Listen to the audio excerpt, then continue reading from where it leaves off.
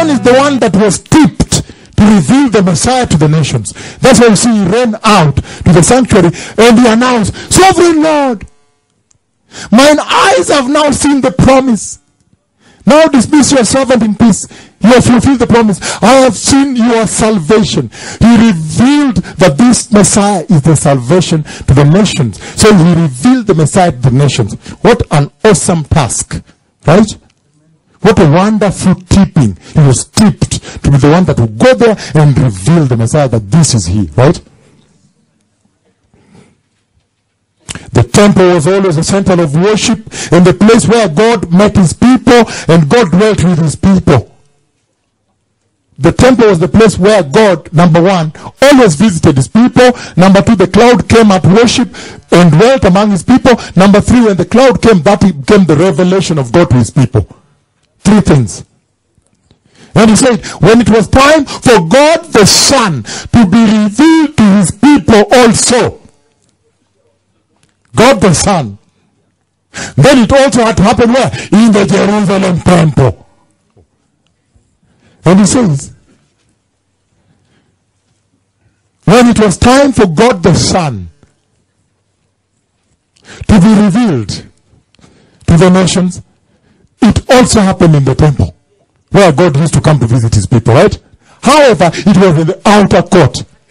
No wonder now when the cloud of God comes, it is coming in the Gentile church out in Kisumu. There is one. He said, stay here, stay here. And the assistant said, no, I cannot stay. He was lying to him. He said, stay here, I'm coming. No, I cannot stay. Stay here, please, I'm going to come back. Please just hold on here. No, I cannot. Until they cross the river together on the other side, outside Israel. And then, over there he was taken. Outside Israel. Outside Israel. And if you look at where he came from, they used to be immigrant communities, aliens. They were not Israelis. They were immigrants, the Tishbe. They lived around the Galilee. They were immigrated. They had come from far away. And they stayed around the Galilee, the Kinneret, the Sea of Galilee. They were an immigrant community. When it was time for him to go, he crossed the river. He went, look, outside Israel. And from the other side he was taken. But one thing saved them. The insistence of this person. Then he threw the garment that has sustained Israel until today.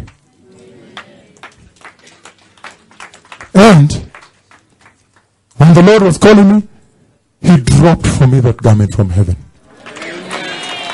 And it passed through the ceiling in a dream. So be careful. He's saying here that he had to come and dwell among his people. And ever since he entered the Jerusalem temple, revealed in the outer court, from that day on he has been dwelling among his people in our hearts forever, right? Hallelujah, as Lord and King, right? When it was time for him to come to be revealed, he also had to come through the Jerusalem temple, where God the Father used to come and visit his people, dwell among his people, be revealed among his people. But now, ever since then, the Messiah came, and look, he has been dwelling in his temple. Hallelujah. Forever and ever.